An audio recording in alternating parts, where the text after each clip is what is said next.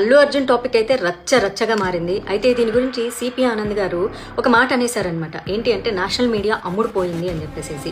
మళ్ళీ ఎప్పుడైతే ఈ మీడియా వాళ్ళందరూ అడిగారో నాకు ప్రెషర్ ఎక్కువైపోయింది, అందుకే ఇలాంటి మాట అన్నాను, వెనక్కి తీసుకుంటున్నాను అనేసారు. అంటే ఎక్కడో పోలీసులకు ప్రెషర్ బాగా పెరిగిపోతుంది. అది ప్రెషర్ అయితే ఇవ్వట్లేదు, ఖచ్చితంగా ప్రభుత్వం ఇస్తుందన్న సంగతి అర్థమైపోతుంది. ఇంకొక ఆయన విష్ణు అని చెప్పేసి ఆయన ప్రెస్ మీట్ పెట్టేసేసి కొంచెం పర్సనల్ అటాక్ కి కూడా దిగి కొన్ని మాటలు మాట్లాడారు. తీరా ఆయన ఎవరని చూస్తే ఒక సస్పెండ్ పోలీస్ ఆఫీసర్ అంటే అవినీతి కేసులో ఆయన సస్పెండ్ అయ్యారు. ఆయన వచ్చి ఒక సస్పెండ్ అయిన పోలీస్ ఆఫీసర్ ప్రెస్ మీట్ ఎలా పెడతాడు? కోర్టు పరిధిలో ఉన్నటువంటి కేసు విషయంలో అల్లు అర్జున్ ప్రెస్ మీట్ పెట్టడం తప్పు అయితే సస్పెండ్ అయిన పోలీస్ ఆఫీసర్ ప్రెస్ మీట్ పెట్టడమే కాకుండా పర్సనల్ అటాక్ కి దిగి తోలు తీస్తాను అది ఇది అని మాటలు మాట్లాడడం అనేది ఎంతవరకు కరెక్ట్ కాదు. మరి దీని మీద కూడా ప్రజలు స్పందించాలి కదా.